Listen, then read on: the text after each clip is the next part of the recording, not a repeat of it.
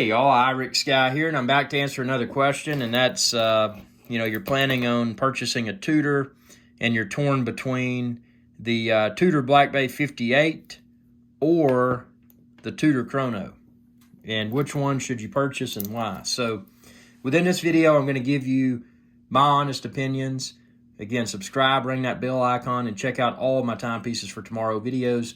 Comment below, and I'll try my best to answer your questions, hopefully with a video response. So these are two very different pieces, but I want to talk about, the challenge that you may have mentally when you're trying to decide which one do you want. So both of these are great. Obviously, the Black Bay 58 also comes in a black color with faux patina, fake patina on the dial. I got the blue because I wasn't a fan of the fake patina, but some people like it. It has a cool look. And then over here, I've got the Tudor Black Bay Chrono, and this is okay. So the Black Bay 58 is 39 millimeters. The Tudor Chrono is 41 millimeters. But the Tudor Chrono, this is what's called the reverse Panda or inverted Panda configuration because it's got the black dial and then it's got the white subdials. Now, if you get the Panda, it's a white dial with black subdials. Personal preference. I like the black, and check out my other videos, and I explain more in depth why I prefer the Tudor Chrono Reverse Panda over the Tudor Panda. So both of these are great pieces. The Tudor Chrono is going to wear a little bit larger. It's a little bit taller on your wrist. Again, the Black Bay 58 here is a 39 mil. The Tudor Chrono is a 41 mil. Everything's proportional, though, because you can see the bracelet. The bracelet on the Tudor Chrono is wider. So, everything's proportional. The crown on the Tudor Chrono is larger. But again, it's a bigger case. And it's also a chronograph. So, once again, everything's proportional. These bracelets, although different sizes, they've got the same awesome feel on one's wrist. Very comfortable. A lot of chronos, now this is an exception because you can see here it's got screw down pushers.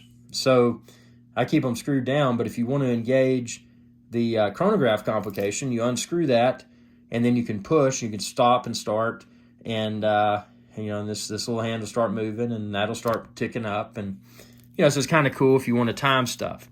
A gripe that people have, they're like, man, I don't like this because I got to unscrew the pushers to be able to see. It won't engage right now because I've got them screwed down.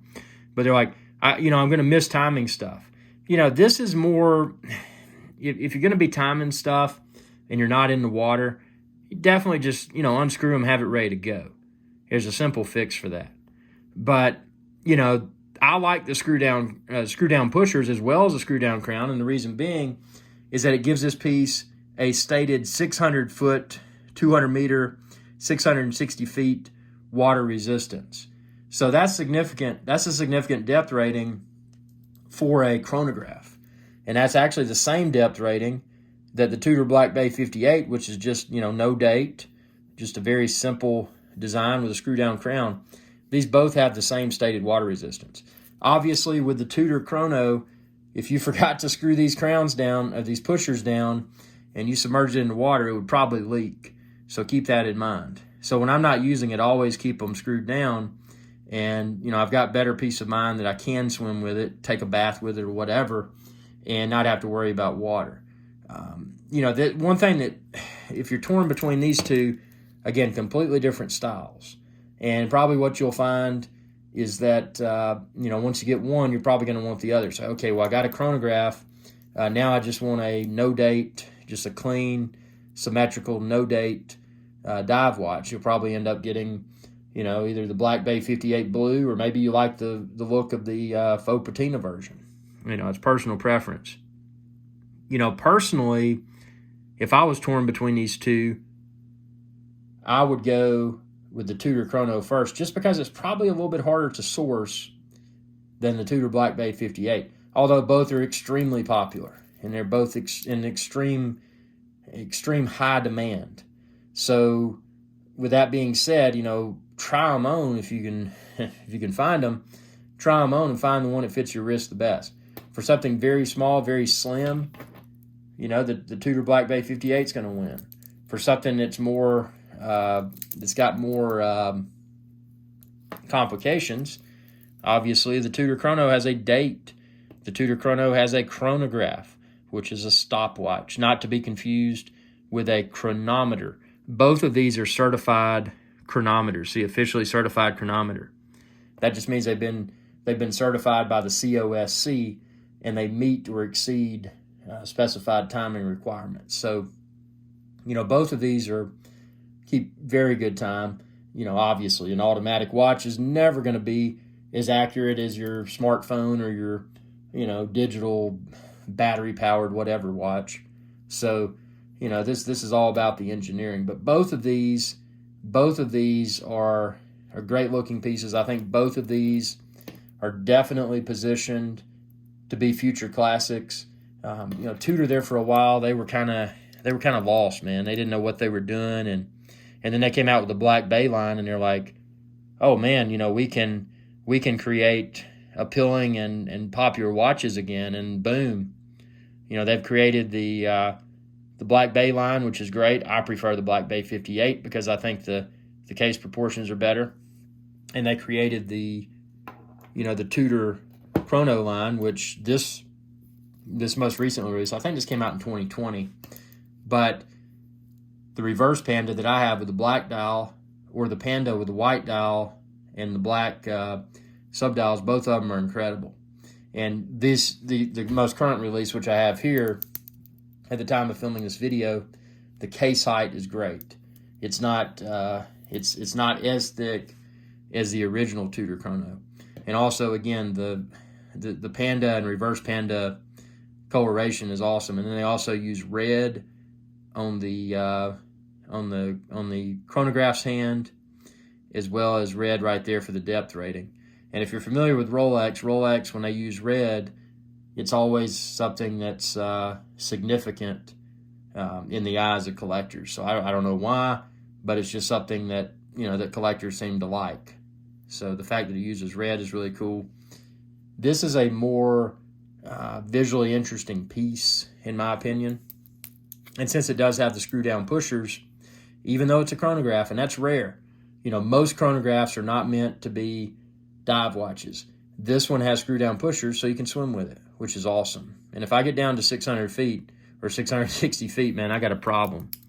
So, yeah, either of these would be great. Now, as obviously this is not a rotating bezel, it's a chronograph. Don't feel stupid if you didn't know that. This does have a rotating bezel. It's got a 60 click. So Rolex Submariner is going to have 120 click, at least the current reference is. Meaning that if you start here, so you watch, listen, 1, 2, 3, 4, 5. So you would go 60 clicks to go from 12 o'clock position to 12 o'clock position, or 60 clicks from, whatever position you start on. So, just a really good bezel action. Both of these, this bezel insert is aluminum, and it's also aluminum on the Tudor Chrono. So the good thing about aluminum, see, it's both of these kind of have a matte finish, meaning it's not shiny, and a lot of people prefer that. Also with the aluminum, over time, you swim with these things, you bang them into walls, whatever you do, it's going to develop what's called patina. And that's something that is a desirable characteristic in the minds of a lot of collectors. So, something that you get with aluminum, that something like ceramic bezels, and there are some matte ceramic bezels, but most ceramic bezels are shiny. And ceramic bezels are probably not going to fade. They're probably not going to scratch. They're probably not going to crack. They're probably going to look just as good brand new as they do, it just look just as good 20 years later than they did when they were brand new, because it's ceramic. And again, aluminum's different because aluminum will fade. Check out my Omega Speedmaster 300M Blue Wave dial video, and you can see how my Omega Speedmaster 300M has really developed a pleasing patina over time. So I don't think it's hard to steer someone to one of these, because again, ultimately what's probably going to happen, you're probably going to get one and you're going to want the other. These are two completely different pieces. Again, very simple, no date, great symmetry, dive watch. Just, put it on your wrist, set the time, you're good to go. Or set the time before you put it on your wrist. Never set the time while a watch is on your wrist. It can do damage to the piece. And then this one over here is more complicated. You got a chronograph, a stopwatch complication. You've got a date at the 6 o'clock position. You've got obviously the pushers with screw down crowns. Completely different look. A little bit larger on the wrist. Something that probably stands out a little bit more. But both of these, wear anywhere, just excellent pieces. And, since they don't have the word Rolex on the dial, it's actually a positive because, you're getting a quality piece that's, and again, Rolex or Tudor is owned by the Hans Willdorf Foundation, which also owns Rolex. And, you're not getting the, Rolex has gone to a territory that's more ultra high end, and they use a lot more precious metals and this, that, and the other. What Tudor has done with both of these pieces, they've released what are called tool watches. Just wear them anywhere and swim with them or whatever. And they're not super expensive, and they're good design, nothing obnoxious. Either of these would be an excellent decision. But again, like I said, you pick one up, then you're probably gonna be like, okay, well, I've got the no date. Now I want a chrono, or vice versa. Maybe you get the chrono and then you want the no date. But either of these, since they do have a highly acceptable water resistance with screw down crown, something you could wear almost anywhere. And that's the beauty of it. Because I do. I swim with them and take them in the ocean, take them in a hot tub. I know you're not supposed to do that, but I don't care. I've never had a problem, just because they make such Rolex and Tudor make such high quality pieces. So tell me what you think within the comment section below, and be sure to subscribe. It's youtube.com/IrixGuy, and check out all of my timepieces for tomorrow videos. Hope this video helped, and again, both are exceptional pieces. It's just a matter of personal preference. Tell me what you think within the comment section below, and y'all have a good day. Hey y'all, Captain IrixGuy here. I hope y'all enjoyed this video. If you did, please be sure to subscribe. It's youtube.com/IrixGuy. And ring that bell icon when you do to be notified whenever I post another video. Thanks for your viewership, and y'all have a good day.